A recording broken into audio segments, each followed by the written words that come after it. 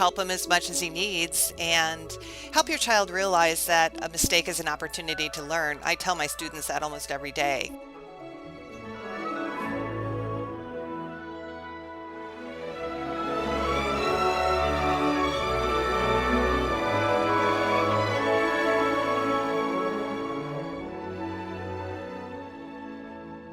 Hello, and welcome to the Arts of Language podcast with Andrew Pudewa, founder of the Institute for Excellence in Writing, or as many like to say, IEW.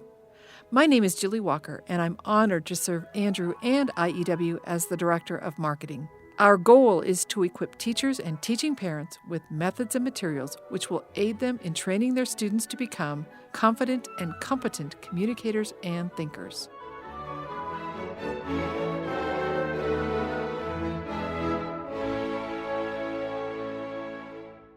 Jill, Hello. how are you?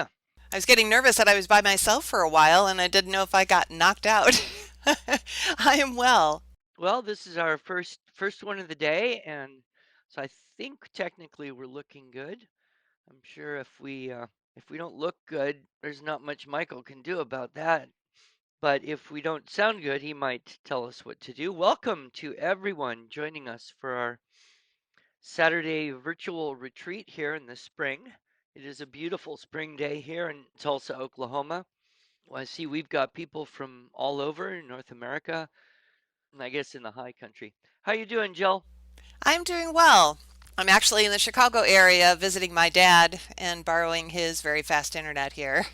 I see in the chat that we have quite a few people that are wondering if we're even going to describe what the different disabilities are and so forth. So I wonder if we should start by kind of giving them an overview of what we plan to do today. Yes, that would be very good. I've got the number of questions here, and they are divided up so that the first section is kind of on the dyslexia, dysgraphia issues. Then I believe we have kind of the ADD, OCD kinds of issues, and then we have some with comprehension and probably some spectrum issues. Is that what you've got as well planned? Yes, very much so. And then I had a couple of ideas of overview. I think, first of all, we're not going to go into deeply what is dysgraphia, what is dyslexia. And, I bet if we talk to two different experts, we get completely different answers. But what we're trying to do today is to give you guys some practical advice of any special need. And I tend to find the labels aren't terribly helpful. You could be told that you have diabetes, but there's a gazillion things that you can do to help it depending on what level you're at. So I think we'll be looking more into just practical advice. And the other thing I thought of when I was looking through the questions, I suspect our answers are going to keep repeating two things. One is my favorite saying of yours, Andrew, that I tell parents almost daily: you cannot help your child too much. And so we're going to be talking about how you can help your child. And the other is my favorite truism from Anna Ingham: a mistake is an opportunity to learn. And I think between those two, you can pretty much deal with just about any special need. Excellent. Very good introduction. So let's just jump in to some of the questions here. My son is 8. I've not had an official dyslexia evaluation, although I expect and suspect he has it. Would you recommend an official evaluation? If he does have dyslexia, would you recommend that I tell him? Well, you and I both have children.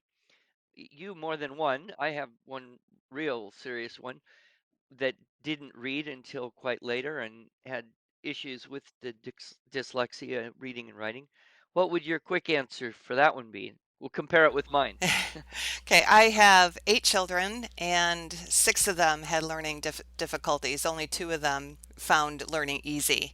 So I never had any of them tested, and I'm not sure testing would have really helped me because, from working with them on a daily basis, I knew exactly what their problems were. And, a label such as dyslexia or dysgraphia or dyscalculia, which I suspect all of them had, along with auditory processing disorder, simply because she couldn't understand what I told her. That would have given me a label, but it didn't really give me any answers for how to help them. So, if your child is having trouble learning to read, diagnosis of dyslexia won't necessarily help you know how to help them read. It'll just reinforce, yeah, you got a problem. But many of the things that we're going to explain today are things that will work to help any child learn how to read, learning disorder or not.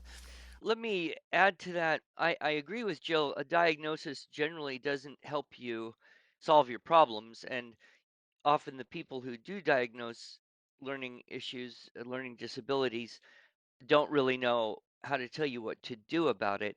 I think there's two cases where it could be useful. My son was pretty much oblivious until he was around 10, at which point he noticed that other children his age could read, other boys in particular could read, and he couldn't. So he started to think himself stupid, and that was when my wife finally kind of broke down one day and went to dyslexia.com. And one of the first pages you see there is a list of all the really brilliant, great inventors and important people who've contributed so much who were dyslexic. So the idea is okay, this is a different way of seeing the world, not something that brands you as stupid. So I think that was good because at a certain point, the child needs to be able to understand what's going on. At 8, I don't know. You know, 8-year-old boys are very young to begin with. They're just young. So I might wait a bit. The other thing down line, and this would be a few years later, if you expect that the dyslexia or dysgraphia is going to interfere with, say, standardized tests, if you anticipate your child wanting to take the ACT or SAT or GED or something, and you have a diagnosis on file for several years, then you can petition for special circumstances when you take the test, extra time, technological assistance, etc. But you don't need a decade ahead. A few years will be fine. And so having that as some kind of official record might be helpful. I know when my son applied to the university, we were able to show that, and I think they, accommodated for that on the ACT scores perhaps a little bit. He had no problem getting in. He had no problem doing very well when he got in, even though he didn't read a book till he's 12 years old. So, Jill, question number 3. What can you do if you suspect that your child may have a special need but aren't sure? That's kind of like, what do you do if you suspect there's sugar in your candy bar and aren't sure? I don't know. Yeah, I think that's where help him as much as he needs and help your child realize that a mistake is an opportunity to learn. I tell my students that almost every day. When they don't do well on a test or when they hand me an essay that needs a ton of work, hey, a mistake's an opportunity to learn. How can I help you if, you don't have a mistake to start with? And if you don't have any mistakes, you're done. I don't need to help you anymore. So, and coming alongside and helping your student. I think we are all poisoned by our own educational experience in public school where, I was in a classroom with 30 other students, and if I needed help, oftentimes a teacher, sad to say, would kind of frown and, you don't understand this? I've got to help you with this. Pretty soon I just stopped asking for help or, sought it at home. And, of course, my parents didn't understand the assignment, so that was difficult too. So anytime a child asks, of course, I'll come alongside. And for moms of homeschoolers, our children will not ask. And I tend, I'll go up to my kids, how's your schoolwork going today? They say, fine. And I'm more than happy to leave because, hot diggity dog, I don't have to do anything. But instead, coming alongside, show me what you're doing. And, giving them an opportunity to show me where they might be stuck, and then coming alongside and doing the project with them. And that's perfectly okay. With my dyslexic students, most of our writing and our math and everything else is a group project between the two of us. Still to this day, they cannot do a math lesson with me sitting beside them, giving them courage, if nothing else. And that's perfectly okay and usually what a child needs, with or without special needs. Good. I want to mention also that the book, The Gift of Dyslexia, was very helpful for us because we could read it and see, yes, this very much describes our son. It was written by Ron Davis. He was a dyslexic autistic adult who taught himself to read as an adult because he figured out what was going on with his brain and his eyes, and he managed to develop some very clever accommodation techniques. And so that was a very, very helpful book. Also, Susan Barton with the Barton Reading Method, she has some very good solutions. There's an article on our website at IEW.com that I wrote, just it's thoughts on dyslexia. It's short, it's maybe 1,200, 1,500 words. Might also be helpful for those of you who are dealing with dyslexia. This question kind of intrigues me, Jill. She says, talking to me, I'm sure, I know you're a fan of the Suzuki method of learning that depends heavily on memorization. Classical conversations also uses a lot of memorization, especially in the early years. What suggestions do you have for the parents of children with dyslexia who by nature find memorization especially challenging? Now, my son had a phenomenal auditory memory. So as long as he didn't have to look at something, he could hear it just once or twice and remember very easily. So in his case, auditory memory was easy, but I know that isn't true for all kids that have dyslexic issues. What was your, how would you chime in on this one? My children are terrible memorizers and auditory, visual, using their fingers, manipulation. And I was the same way as a child. And it always depressed me when people said, oh, you should have your children memorize all these things when they're young because it's easy for young children to memorize. And it never was for me, and it never was for my children. So I felt, like a failure right from the start. So knowing that my children struggle with memory, we do keep working on it, but it's painful. Poems are easier. So the poetry memorization is really helpful because the rhyming helps.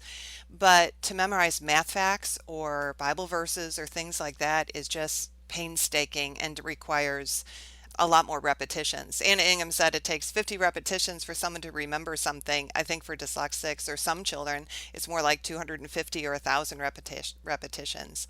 So what I did, for instance, for math facts, I provided a times chart for my children to use during the early years. So, they had free access to that with the hope that they would eventually learn them. And of course, the little tricks, there's tricks for some of the numbers to memorize the facts. My personal problem was 7 times 8, and I finally learned 5, 6, 7, 8. 56 is 70 is 7 times 8. But I still have to stop and think. 7 times 8. Okay, 5, 6, 7, 8. Oh, it's 56, So it just takes time. It just doesn't get stuck in your brain forever. So don't worry about it. Don't expect them to memorize. I don't do any testing with my kids that require just rote memory of facts. I give them free access to their notes, let them find the information, and and we repeat often. The best thing that's worked for them is to have them write things on cards, like a vocabulary word on the front, the definition on the back, and practice that daily to increase the repetitions, knowing that they need the practice, and then limit, what is important to memorize and what isn't, because they can't do it all. Yeah. Well, Christy has posted a little question I think is relevant here, and you probably have some good experience. She says, how do you keep emotions out, I assume out of the problem, out of the experience, when they don't know things? It's hard not to reveal frustration. So, actually, reading that now, I'm thinking maybe it's Christy, the mom, wanting to keep her emotions out. Maybe her frustration is more than the kids when they don't know things. But you want to make a comment for Christy and all the other moms who just kind of, what do you do? You say, oh, what's wrong? How come? Can you just get it? I remember my son was looking at the word the, right? Just THE. He's 10 years old. He's seen it 1,000 times. And he's like, tuh, tuh, I don't know. I'm like, it's the, you've seen it 1,000 times. How do you deal with that, Joel? Yeah, we've all had our below our top day. Mine was my daughter was not reading, and I finally got the book Little Bear, and we're going to read this every day out loud until you can read it fluently. 2 weeks, mind you, of reading this book. She's sounding out here for the 9 millionth time. Yes, it's a magic E word, blah, blah, blah, blah. She stops and says, Mom, we've seen this word before. Oh, so you think the words on the page change every day? I mean, what's wrong with you? Toss the book, go out and play, I'm done. So you're going to have emotions, and Learning to laugh, I think, is the most helpful. That, I mean, and the other thing, I don't know who told me this, but you cannot assign motive. I mean, you and I both with our kids have, are you just trying to drive me nuts today or what? Whereas really, for the most part, children are trying to please us. They are trying to do the right thing. They just are lost and they need more help. Clearly, my daughter needed more help for realizing that the words on the page don't change from day to day, and I needed to come up with another way to help her learn the words because what we were doing wasn't working. So, yeah, and send them away when you're at the end of your rope. You do not have to finish the lesson. I think that's the most important. You're both done. So you don't have to finish the lesson. You can pick it up again the next day after you have calmed down and everything. And keeping your lessons short so that you do have time to relax because it is exhausting. And the other thing I think is you feel guilt is, okay, we're spending an hour learning the word the, and we have 400 other things we have to do today. How am I going to get it all done? You don't. You don't determine I'm going to do 15 lessons today. Instead, I'm going to spend this many hours on schoolwork today and we're going to get as far as we can. We'll pick it up again tomorrow because this is not a race. There is not a certain amount you're supposed to do every day. You've got all these years, and having graduated seven, six of which were very dyslexic, I will tell you, if you help them and help them as much as they need all the way through their senior year, they will graduate and be amazing adults. They won't necessarily do all the classes everyone else does, but dyslexics are brilliant children, and you get that with the gift of dyslexia. They're so creative. You don't have to waste their time with too many subjects. Yeah. And they see the world differently and see things that probably I, or maybe you and I, or a lot of people just would never see, which is why often the great inventors and architects and Thomas Edison and Ansel Adams and probably Einstein, and they could see patterns and think three-dimensionally in remarkable ways. So also I think reminding the kids that yeah, there's this is hard for you, but there's other things you do so well, so much better, things that other people can't do. I like this question here, Jill, because it is specific, and you have been doing IEW for about as long as I've had IEW going. We've been in partnership for, I don't know, coming on 20 years pretty soon here. What types of modifications did you find with the structure and style writing program that were helpful for your students? Thinking the process through. There's the reading, there's the choosing keywords, there's the copying keywords, there's the telling back from the keywords, there's putting the keywords into sentences, there's getting those sentences in some kind of written format, and then there's moving through the units. So how might you advise parents who want to be sure the IEW works as well as it can for their dyslexic kids? Yeah, first is do every assignment with your child, make it a group project. I'm thinking of my daughter who was my worst dyslexic. She didn't read until she was 12. She's the one I wrote Pal for because I was stumped on how to teach her to read. And we did all our writing projects together all the way through high school. She's a senior this year. She wrote her very first essay, start to finish, pretty much by herself just last month, and she's graduating in a month. So it's a hot diggity dog. We made it. But she needed my sit down help with her. When she was little, I would read the source text. We would choose the keywords together. I would write the outline. I'd read the outline to her. She had a hard time starting sentences, so I would start the sentence for her. And we played with the dress ups together. She didn't really have a dress up checklist until she was middle school at the earliest. And every writing project we did together. When she got into high school, starting with her sophomore year, a teacher joined our co-op that taught church history and Shakespeare, two classes, both of which required essays every 3 weeks. That really held our feet to the fire because if she were my own student, let's just skip the essay because it's a lot of work. But sitting down with her, wrestling through, how are we going to outline this? What are we going to say? What are we going to do? was really a delight because I got to know my daughter so well and discovered is has strong analytical skills. She just needed help putting them in words. So we worked through it, and I lamented, is this girl ever going to be able to write an essay on her own? And this last one, aside from a few comma errors, it was beautifully done. So I'm astounded that, again, you cannot help your child too much because handwriting and spelling and reading and all those things are completely different brain functions. The more you can do that for your child, so all they have to do is the composition helps. So even with my high school student, I do the scribing, and so she can put all her energy into the thinking. That's the most helpful, scribing for your child and coming alongside and giving them courage because they're terrified and think, I can't do this. But by asking them questions. And then, of course, I never quite get to what you suggest, which I think would be better. Ask them, what question should you be asking yourself right now to help move forward? I think that is crucial to help them. Okay, what process are you going to follow? What's the first thing you're going to do? How are you going to get started on this? What questions can you ask your brain so that they start to internalize how to do this? I see this question here, and I wanted to answer it myself because I think we always have to keep hope. It is very easy to get frustrated, even fearful, filled with self doubt, having evil conversations at night with your spouse. I'm failing this child. Should we put him in an institution? What do we do? And the question here is, with dysgraphia, is there an age or stage in a child's life where they begin to overcome it as their bodies' brains naturally catch up with each other?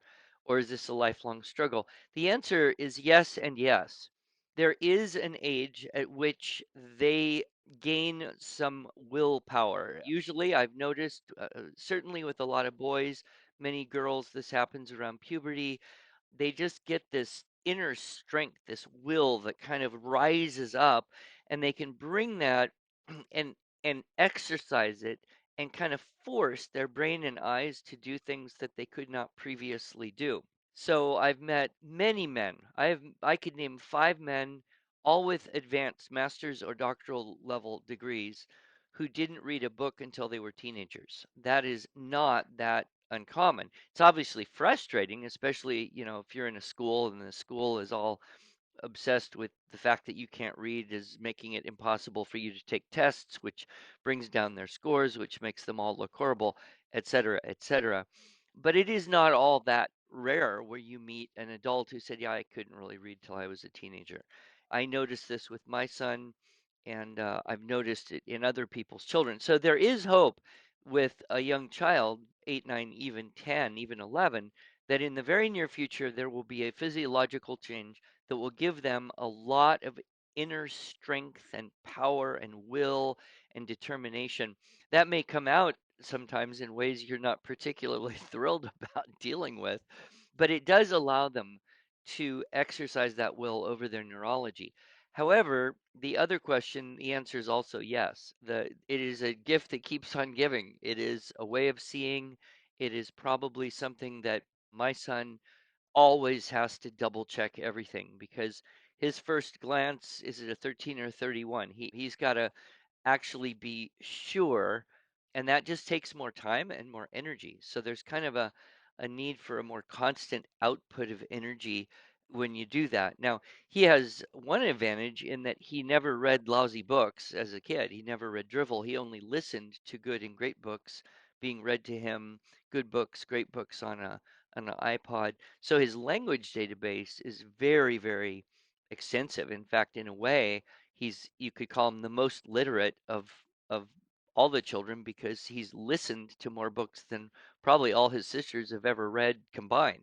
And all that listening is so helpful to build up that language database. But he's an adult and certain things come along and he'll be like, oh, okay, redo, got to get that right. Spelling is always tough. And that's okay. We all have things that are easier for us and harder for us. So do you want to add anything under that, Jill? And we need to probably move on to the next area of questions. Yeah. Well, I think this little bit of hope will help. My firstborn dyslexic ended up going to college. She's a computer design, graduated, is doing amazing in that job. When she entered college, her professors were telling she was writing like a graduate student. Same thing, listening to books helped her tremendously. I have a son who didn't go to college. He ended up doing videography. He's got a insanely popular YouTube channel. He's known all over the world, and he just knows before he posts anything online, he's got to run it through somebody for spelling. So, they, as you said, they learn what their difficulties are, they learn to overcome, and then they use their incredible gifts and become creative in what they do. Yeah. This next slide, I wanted to address this question with you. I have a 6-year-old son with apraxia of speech, sensory processing disorder, and developmental coordination disorder. Well, that's a mouthful. He will be in grade 1 next year. That has a significant connotation. He is unable to recognize all the alphabet and their sounds right now. He can write his name and copies words that are already written for him, but is unable to do it himself. He is reading, but he is not sounding out the words. He is recognizing them after the book is read to him.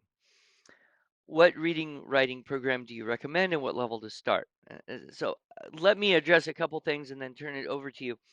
First of all, 6-year-old boys are very young. I would call them pretty much all not quite cooked yet. And certainly, if you compare them with 6-year-old girls, they are going to appear to be behind in various ways. You who asked this question have obviously been to specialists to gain this particular diagnosis. And again, that's a frustrating thing because they'll give you all these labels, but not tell you what to do. And so I wouldn't obsess or be terribly concerned with these labels. What they basically mean is there's brain injury. But the truth is, every child is brain injured.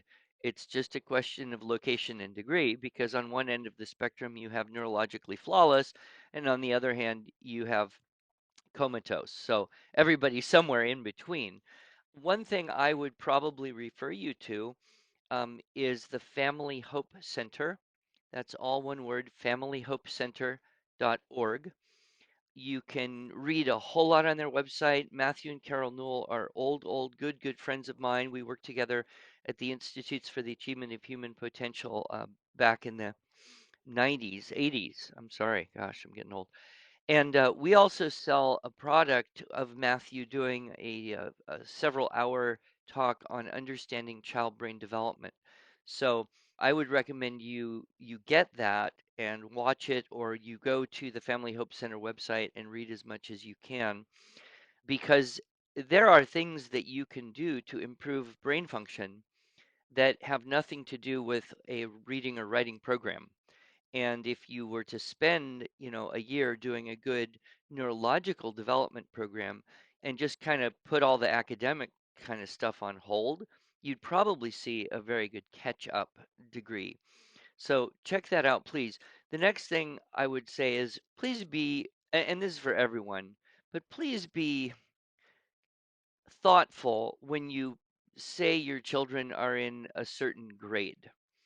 One of the great benefits if you are homeschooling is that you do not have to believe in grades. Grades are a very artificial, progressive, modern, dysfunctional, harmful construction that don't mean anything except approximate age. So once upon a time, maybe 100, 150 years ago, when there were one-room schoolhouses and there was curriculum, and you had to actually pass third grade to go to fourth grade, then grade meant that you had learned something. But now it doesn't mean anything anywhere in any school except that you were born between certain months of a certain year. So I have encouraged parents like you, and I have tried very hard to do this in our family. Just don't talk grades. Don't say, I have a son in grade 1. Say, I have a 6-year-old, I have an 8-year-old.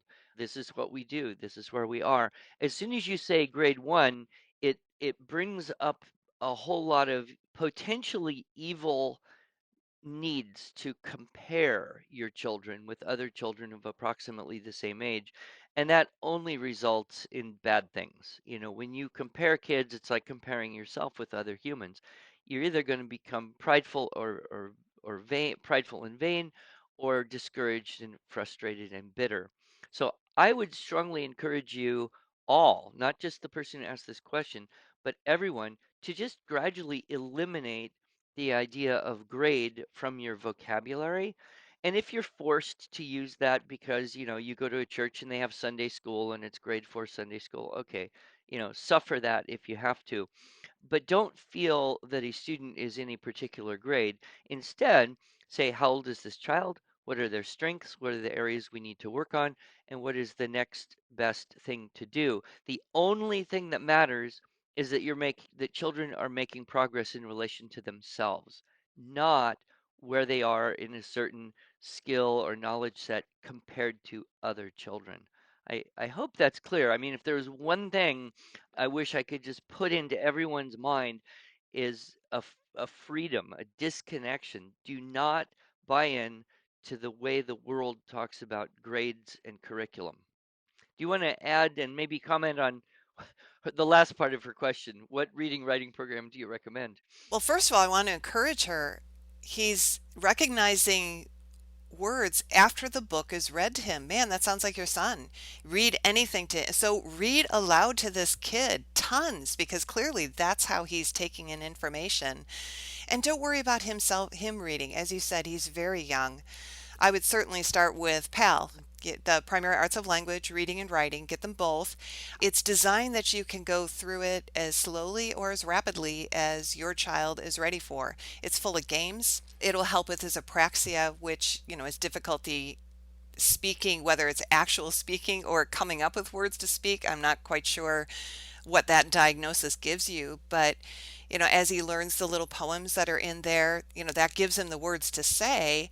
My daughter really struggled with speech, with pronouncing sounds, and as we went through the phonics and she had to orally tell me the sounds of these letters, that corrected much of her speech. So a lot of these things will be dealt with just with the methodology that PAL uses. And don't stop reading aloud to him ever. I still read aloud to my high school students. And, the one thing all 8 of my children have told me that they loved the most about homeschooling was the hours and hours that I sat at the kitchen table reading to them with them coloring or playing with Legos or something. So you can never not read enough aloud to your children. And Nick, if you can put a link to the read aloud, help me with the name, Andrew. Her the Oh, Sarah McKenzie, Read Aloud Revival. Thank you. My own dyslexia, I can't grab names sometimes. Yeah, she has a whole program to get you started, and she's such a bright, bubbly person. So start there. And if that's all you do for school, that's perfectly okay to read aloud and play, for boys especially. And so that's my advice. I want to quickly address one little question I saw in the chat, and then I've got another question for you, which you can answer much better than I can. Someone asked about state testing. What do you do when your state law says you have to have your child evaluated or tested at the first, third, etc.? So here's the answer to that question. Do what is required by the law and ignore the results. So take the kids in, do the testing, whatever. When the envelope comes in the mail, there's no law that says you have to look at it. Just bury it in the deepest, darkest file cabinet you can find. And 10 years later, you can find it and laugh. There's no tremendous value to you in knowing that your kid is in the 23rd or the 67th or the 99th percentile because you know what your child needs more than any test is ever going to indicate. So I would say do what the law requires, but don't give it more value than it has, which is just it's a hoop you jump through. Okay, so Jill, this is a question in the Q&A box from Christy, and I think you need to answer this one. How do you manage your time with each child? That may be too big of a question for this talk. I have 6 children at home, 4 students, and a baby toddler.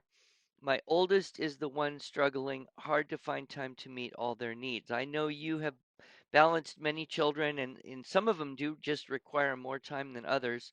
I will say, if my wife were here, she'd be better to answer this than I would. But why don't you go for a couple minutes and tell her how you balance the complexity of kids at home, some of whom had a lot of needs. Yeah, you don't try to do everything, simplify.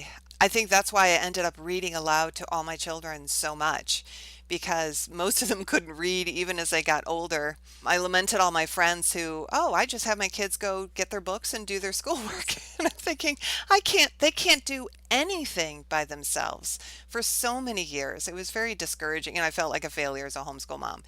But I learned that I could sit with all of them around the kitchen table doing things. The toddler was at my feet, the baby's in the swing. Everybody else is, drawing or playing with Legos or clay or something while I read books aloud and we talked about what I read. So one of my favorite books was Carry On, Mr. Bowditch. So it was this navigator who invented, modern navigation. And so whenever he talked about where he went, we looked it up on the map. I asked him what words meant. When it talked about him working in a ship's chandlery, we looked up that word and we talked about what might be there. When he talked about how you can tell time by the Big Dipper, boy, guess what we did that night? So that's the stuff that stuck. And it was a pleasure to be reading a novel, a historical novel aloud to my children.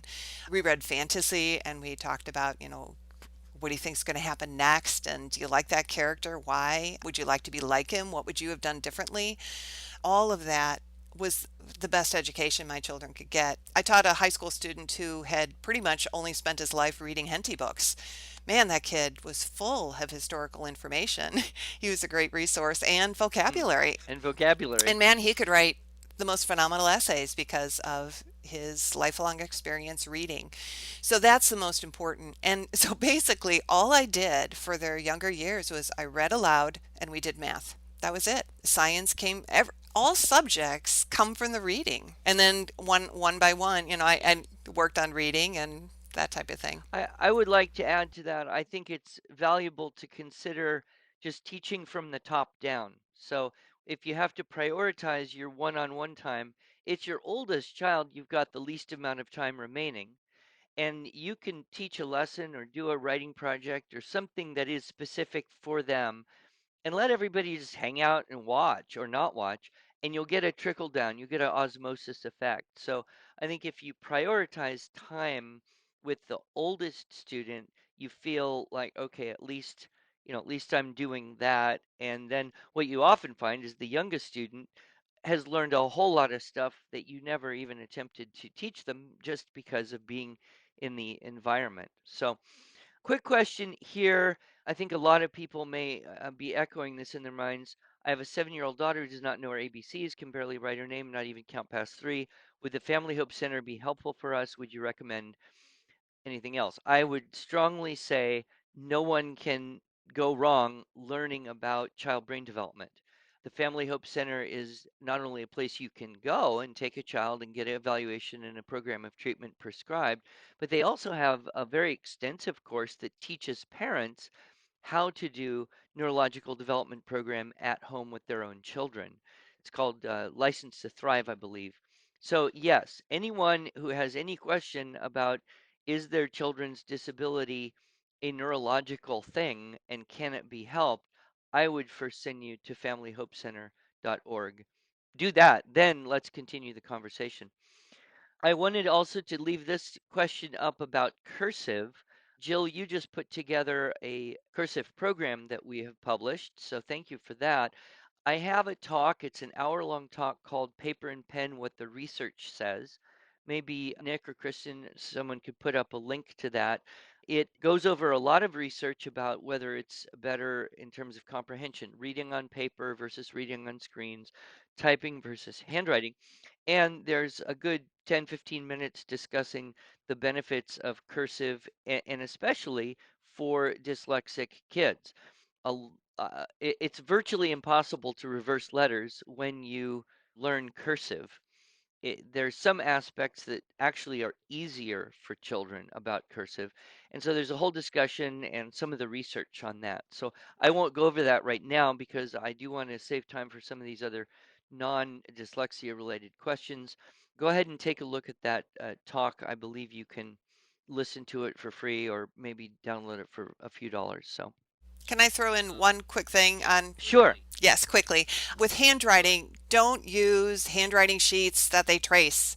Instead, you buy one program once, they learn how to do cursive, and then they do their work in cursive. You don't need year after year of handwriting books. Yeah, that. And there's actually research to show that tracing does far less in terms of brain activity and storing information, trying to freehand copy and learn that way. So preparing kids who struggle, a struggling learner, whether it's dyslexia, spectrum, ADHD, how do we prepare kids for the college entrance process? I'll make it a little more general than that.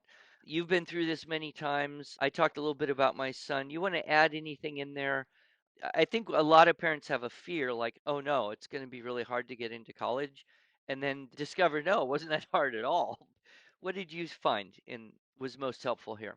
The college wants your money, so they don't really care. I did not worry about the tests. For my first couple, I had them practice and I took them through a course. For my son, the one who's now working as a videographer and is making more money than my husband and I doing what he's doing, I just said go take the test. The school's requiring a score. I don't care what you get. And yeah, so he took the test. When he went to the school, he had to take all of my kids at college had to take placement tests. So they don't really care. And my one son had to take some high school level math. Okay, so you got to pay for a math course. Oh, well, that's just life. So, frankly, I never had them take the SAT or ACT unless they absolutely had to get into college because I knew they wouldn't score well. And that's okay. My engineering son, who is one of few guys in the state who is certified in a certain programming language, did very poorly on the math section of the SAT. But he's a brilliant engineer and passed all his math classes with A's in college. So he's just a poor test taker. So I just didn't lose any sleep over it. It's not worth it. This question here basically, I think, is how do I get my child to focus? It looks like she's doing a great job. She's 12 years old. She's done 3 years of theme-based books. She writes beautifully when she can focus, and I don't want to kill her spirit and imagination. Are there any secret tips or tricks to help children focus? Well, my observation would be she's 12 years old. So think about that. That's a very hard time for a lot of girls to do focus on anything. Their hormones zapped out, they're distracted, they're confused, their brains are changing. So I wouldn't have a lot of concern, and I would just be super enthusiastic and be excited about what you have done, and not worry too much about this phase of life. Jill, you'd probably second that and maybe add in, do you have any secret tip or tricks to help kids focus? Come alongside and be excited. So if you want her to focus on math, come alongside and, oh, sweetie, this is so cool. Let me show you what I learned today. And if you're, hey, go do your math, of course she's not going to focus. And I think your teaching boys talk is going to give the answers for that. If it's not something they're interested in, yeah, you either find a motivation or don't bother with it. Tina's got a question in the sidebar. It's probably she's got the answer, but the very short answer, she said, do you recommend reading out loud to teenagers? The answer is yes, absolutely, absolutely. Don't ever stop. My friend Andrew Kern, someone asked him, when do you stop reading out loud to kids? And he said, well, my father was reading out loud to me 2 weeks before he died at 70 something years old. So you can never go wrong by reading out loud. And shoot, I read out loud to my wife and she enjoys that, I think. At least she says so. ADD, ADHD, struggling with writing, endurance, not being able to think, pressured, all that anxiety. You have a little experience with that, Jill? With anxiety, Yeah, and just the struggling to just do stuff because of the attention issues and its accompanying distractibilities. yeah, letting them use their hands while I'm reading and they were always coloring and playing with Legos, or letting my boys jump up and down while I taught them. Boys especially, and there's a lot of girls that just need to wiggle. Let them wiggle. Let them doodle on their paper. Let them curl up the the paper edges, because keeping that body moving helps tremendously with their being able. And if I'm getting frustrated, I need to stop, because it's exhausting to teach a child that's constantly moving or whatnot. And this is where occupational therapy can help if they're struggling with their muscles not being strong. Outside time can help.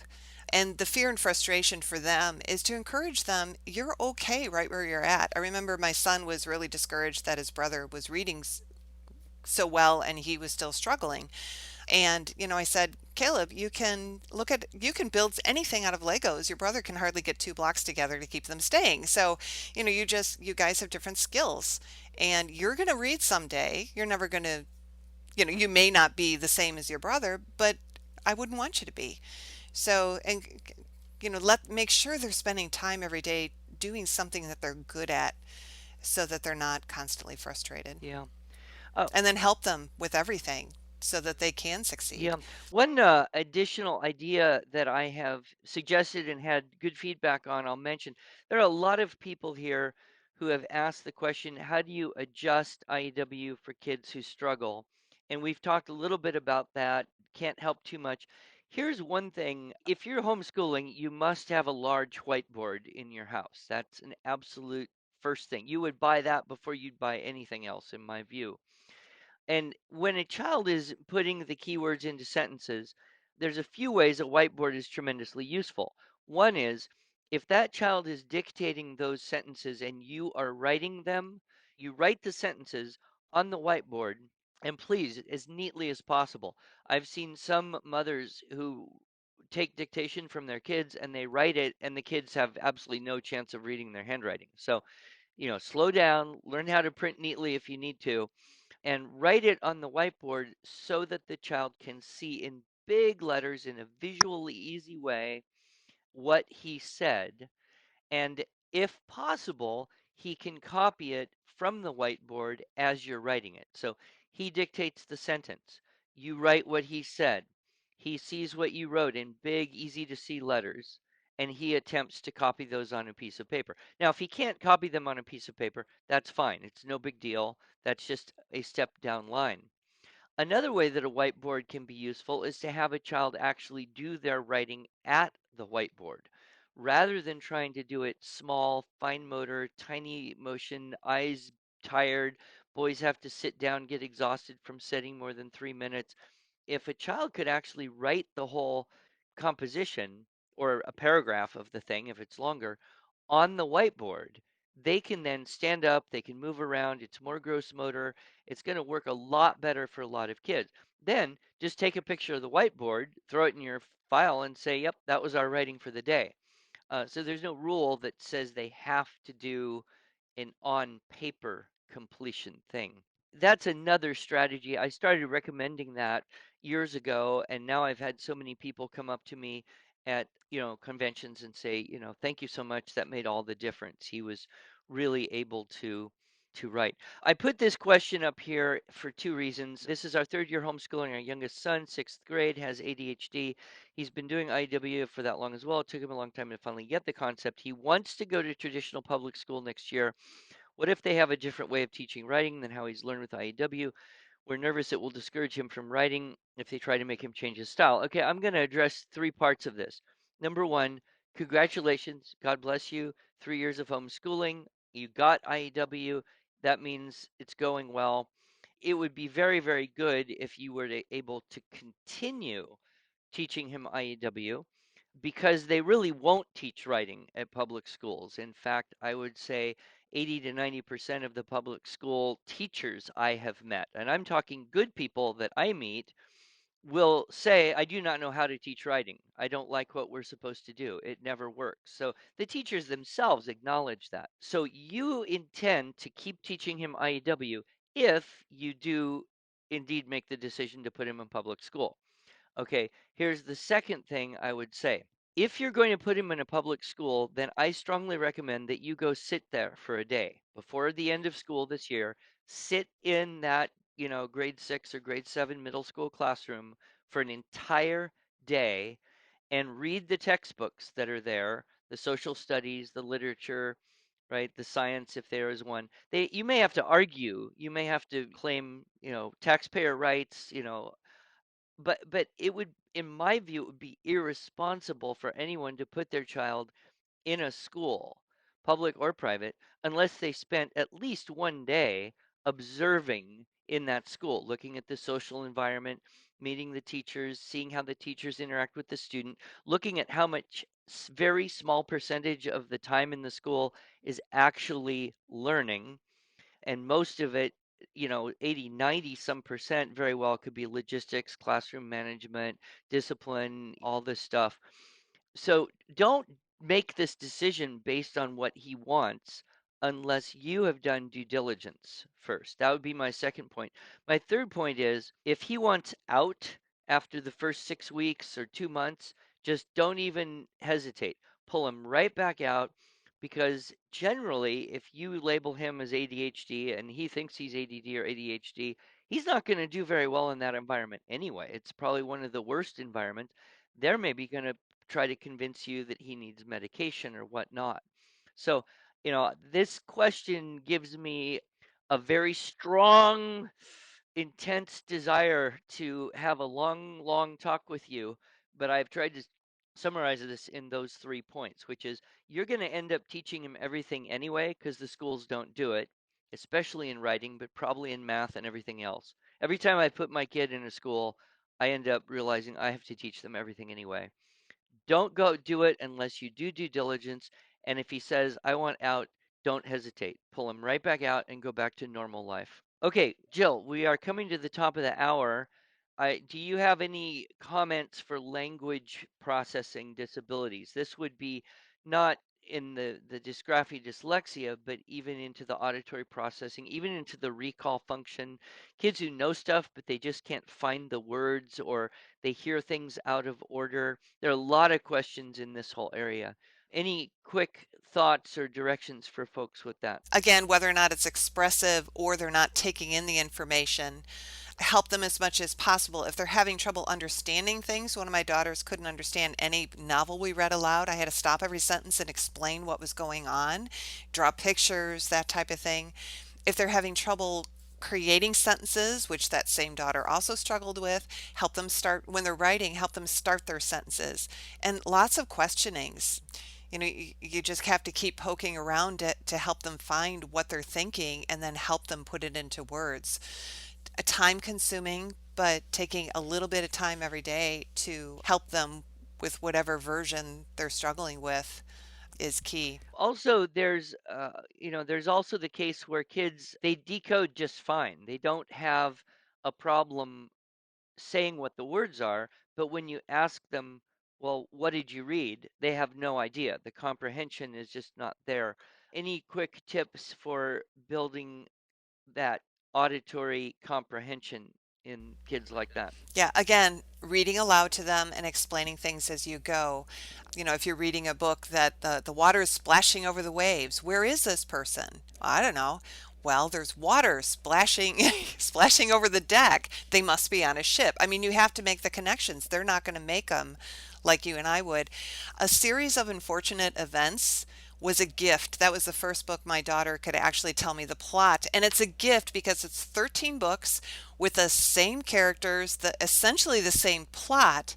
And what's funny to me, now in this situation, this word would mean this, but in our dour situation, it means this. Well, that was a gift to my Yes, child because she had she's no brilliant. clue of the connotation of words. And so because out of fun, everything was explained. She loved those books, and that finally, oh, that's how books work. Another series, Hank the Cowdog. Get them on tape or on audio because he sings songs and things. But same thing, 50 some books, same characters, essentially the same plot, with the protagonist being kind of dumb that everything gets by him, and then he suddenly figures it out at the end and then explains it to the reader. So those books are really helpful for developing the ability to infer, and it just takes time and practice. Good. There were quite a number of questions. People had, various certain circumstances, usually a child that they perceived as being behind in some way in writing. And their question is where to start with the IEW materials. Those questions, we're happy to answer those individually. Just chat or phone call to our customer service department. And we've got a marvelous team of people that will hear your situation and help you make a decision on what's best.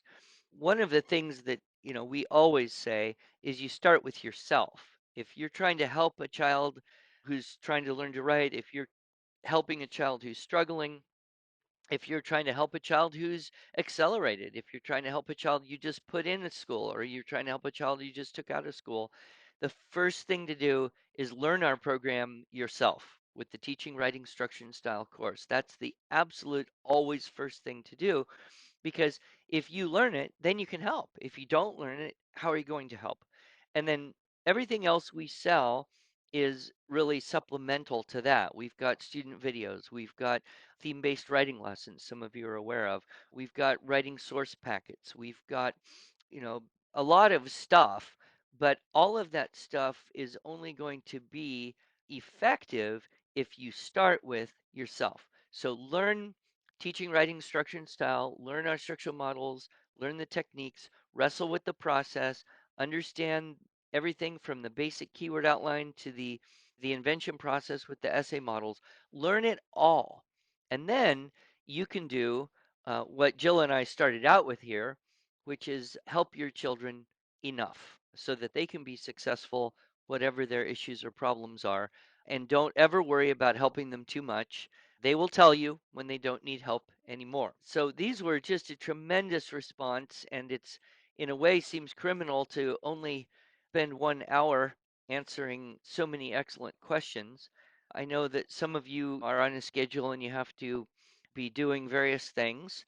I'm just going to flip through and see if there's any question that's significantly different than what we have already talked about. While Andrew's doing that, I'm going to mention we have a forum on the IEW website that if you have a question that didn't get answered or a new one, please join the IEW forum. Nick can put the link into the chat and ask your questions there. We have qualified people who are answering, and if they get stuck, they pass them on to Andrew or myself, and we'll be glad to give our 2 cents. So the conversation can continue.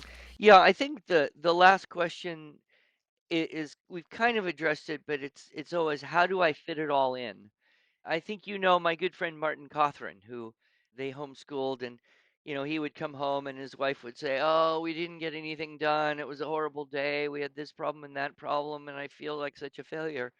And he would say, "Sweetheart, did they read anything? Or did you read to them anything? Okay, good. Check. Did they do any math? Yes. Okay, check. Did they do some Latin? Yes. Okay, check. Great.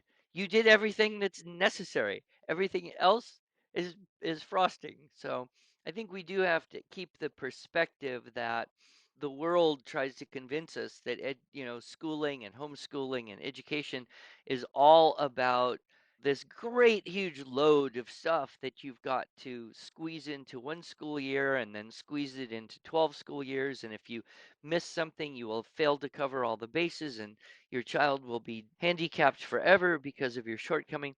Let me just remind everyone, schools do not cover all the bases. They don't get everything done. Not all the teachers know that you never get everything done. It's kind of in a way a plot against being joyful and relaxed and saying, look what we did do, by causing us to focus on what we failed to do.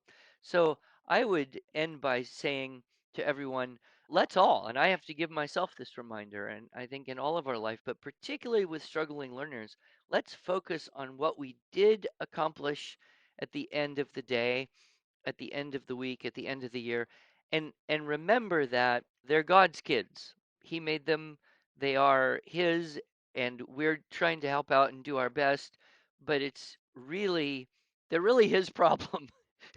and and he will provide the grace, he will provide the wisdom, he will direct them. And I think having adult children, as Jill and I both have, almost all of our children are adults, it gives you this wonderful freedom to look back and say, all that stuff that seemed so important, like not finishing the math book by June, is completely irrelevant in the big picture of who they become, because they are God's children and he has his plan and his mission for them. And as long as we strive to do our best, keep our hearts in the right place, stay humble and teachable and loving and giving plenty of nurturing, they will grow up and it will all be wonderful in the end. All right. Well, Jill, thank you so much for joining us this morning. We ran a few minutes over, but what fantastic participation. We'll see you later. Jill, God bless you. My best to all your kids and have a good rest of the time with your dad there in Chicago. Well, thank you so much. I tell people all the time, your company saved my homeschool, so I hope it can save many others as well. Well, in a certain way, you saved our company. So, We make a good team. God bless you. Bye.